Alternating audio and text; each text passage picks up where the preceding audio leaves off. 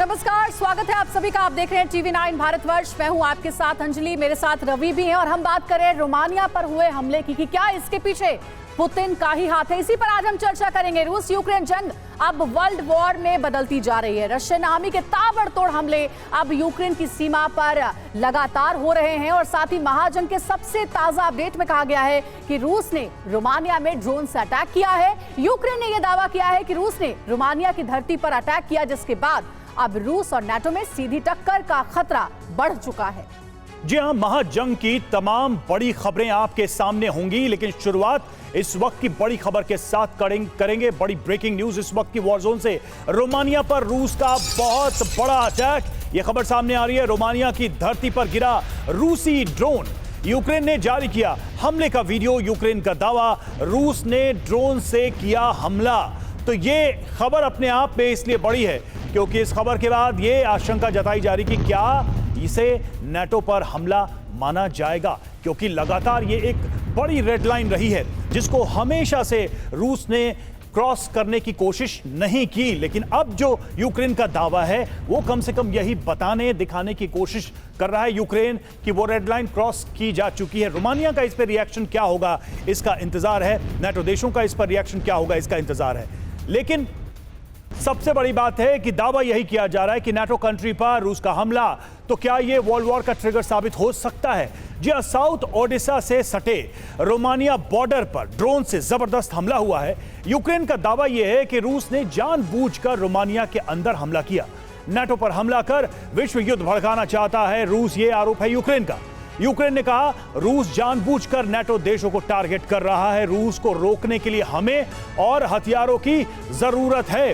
Romania का रूस की तरफ से हुए हमले से इनकार है। देखिए, रोमानिया ने इनकार किया, लेकिन यूक्रेन ने यह दावा किया है कि रोमानिया पर हमला रूस की तरफ से हुआ है।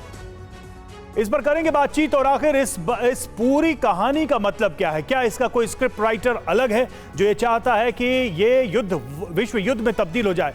हमारे साथ इस वक्त स्टूडियो में मेजर जनरल अश्विनी सिवाज हमारे साथ जुड़ेंगे। जेके त्रिपाठी हमारे साथ इस वक्त पूर्व राजदूत हैं। मेजर जनरल संजय सोई सर हमारे साथ रक्षा विशेषज्ञ इस वक्त जुड़े हुए हैं। सोई सर, पहला सवाल यही, स्क्रिप्ट किसकी लग रही है आपको? नहीं, ऐसा है कि ये तो थोड़ा मुझे प्रोपेगेंडा ज़्यादा लग रहा है। अब देखिए कि रोमानिया ने मना कर दिया है। यूक्रेन कहीं ना कहीं बार बार इस तरह की बातें करता है कि ताकि पश्चिमी देशों को ज़्यादा डर हो जाए और लगे कि रशिया इतना एग्रेसिव हो गया है, और बार बार यूक्रेन उनसे हथियारों की डिमांड कर रहा है। अभी भी उन्होंने कहा है कि हमें और हथियार चाहिए और हथियार चाहिए, और पश्चिमी देशों का अभी एक तरह से भंडार खत्म होता जा रहा है, उनकी पेशेंस खत्म होती जा रही है। ब्रिटेन ने भी ये कहा है कि हम कितने हथियार देते रहेंगे, इससे हमारी इकॉनमीज को फ़र्क पड़ रहा है। तो यहाँ पर इस तरह की जो घटनाएं हैं, क्या ये यूक्रेन का ही कोई ड्रोन वहाँ जाके गिरा है या एक्सीडेंटल गिरा है या अटैक किया है? जहाँ तक मेरा विचार है कि यहाँ पर रशिया ने इंटेंशनल अटैक नहीं किया होगा। अगर कोई गिरा भी है तो हो सकता है कि कोई एक्सीडेंट के तौर पर या कोई टेक्निकल फ्लॉ की वजह से वो गिर गया होगा, जिसका यही कारण है कि रोमानिया भी इस चीज़ को मान रहा है कि उन्होंने हमारे ऊपर हमला नहीं किया।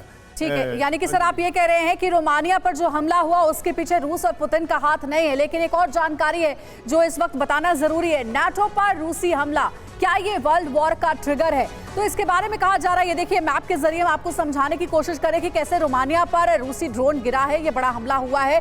रोमानिया, रूस और यूक्रेन के बीच की जो स्थिति है वो हम आपको बता रहे हैं। देखिए, रेड एरिया में आपको रूस नजर आ रहा होगा, बीच में येलो एरिया में यूक्रेन को हमने दिखाया है, और इधर ग्रीन एरिया में रोमानिया में जहां पर अटैक हुआ है, और उसको लेकर के कहा जा रहा है कि क्या अब रोमानिया में हुआ ये हमला वर्ल्ड वॉर का ट्रिगर है। बाखमुत में रूस यूक्रेन के बीच भीषण जंग जारी है।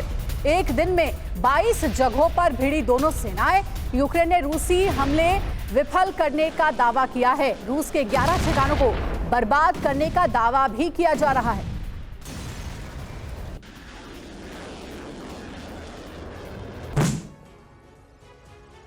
और इस बीच फ्रांस ने यूक्रेन में रूसी हमलों के खिलाफ बयान दिया है। क्या है बयान, वो हम आपको बता रहे हैं। यूक्रेन के अनाज बुनियादी ढांचों पर हमले, यूक्रेन के बुनियादी ढांचों पर हमले की निंदा। फ्रांस ने रूसी हमलों के खिलाफ आवाज उठाई है। ओडिशा के इस्मेल अनाज डिपो पर यह हमला हुआ था। खाद्य सुरक्षा पर ब्लैकमेल कर रहा है रूस, ये फ्रांस का आरोप है। यानी कि एक तरीके से इनडायरेक्टली ये कहा जा रहा है कि रूस फूड क्राइसिस क्रिएट करने की भी कोशिश कर रहा है ऐसे हमलों के जरिए।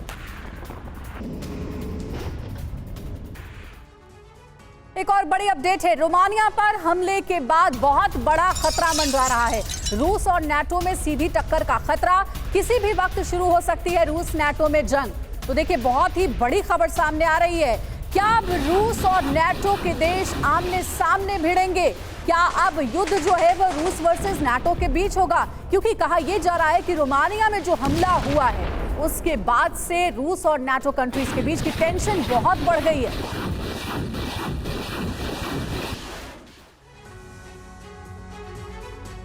तो देखिए, एक कदम और तय है वर्ल्ड वॉर, ये कहा जा रहा है एक्सपर्ट्स की ओर से। बता दें आपको जल्दी से कुछ डिटेल इंफॉर्मेशन। 15 नवंबर 2022 की एक जानकारी ये कहती है कि पोलैंड बॉर्डर पर मिसाइल से सबसे पहले अटैक होता है। सिलसिलेवार तरीके से हम आपको बता रहे हैं कि नाटो कंट्रीज पर कब कब निशाना साधा गया, कब कब हमले हुए। उसके बाद 2 अगस्त 2023 को ओडेसा के पास रूसी हमले में रोमानिया का शिप तबाह हुआ। ठीक 2 सितंबर 2023 की बात है जब बेलारूस की सीमा में घुसा पोलैंड का हेलीकॉप्टर। तो वहीं 4 सितंबर 2023 को रोमानिया पर रूस के ड्रोन अटैक का दावा किया गया, जिसकी लेटेस्ट जानकारी भी हम आपको दे रहे हैं। सिवात सर भी हमारे साथ जुड़े हुए हैं। सिवात सर, ये जो सिलसिलेवार तरीके से हमने डेट वाइज बताया है कि नाटो कंट्रीज में कब कब हमला हुआ है, क्या उससे अब ये लगने लगा है कि अब रूस वर्सेस नाटो कंट्रीज की जंग आने वाले दिनों में देखने को मिलेगी? क्योंकि ज़ेलेंस्की तो लगातार नाटो कंट्रीज को उकसाने का काम कर ही रहे हैं पुतिन के खिलाफ। हाँ बिल्कुल अंजलि, देखो सच्चाई ये है कि जो ज़ेलेंस्की है उनकी रिक्वायरमेंट कुछ अलग है, नाटो कंट्रीज का रवैया कुछ अलग है। देखो, ज़ेलेंस्की को हथियार चाहिए। ज़ेलेंस्की चाहते हैं कि जितनी जल्दी नाटो उनको हथियार दें, और आजकल हथियार नाटो देने में उनको थोड़ा सा कमी बरत रहा है, क्योंकि वहां पर भी हथियारों की कमी है। और ये सच्चाई है, अगर ये लड़ाई नाटो वर्सेस रूस होती है तो ये थर्ड वर्ल्ड वॉर के लिए जाएगी। क्योंकि ऐसा है कि जो आर्टिकल 5 है नाटो का, वो कहता है कि अगर किसी भी देश पे हमला होता है तो वो पूरे नाटो पे हमला माना जाएगा।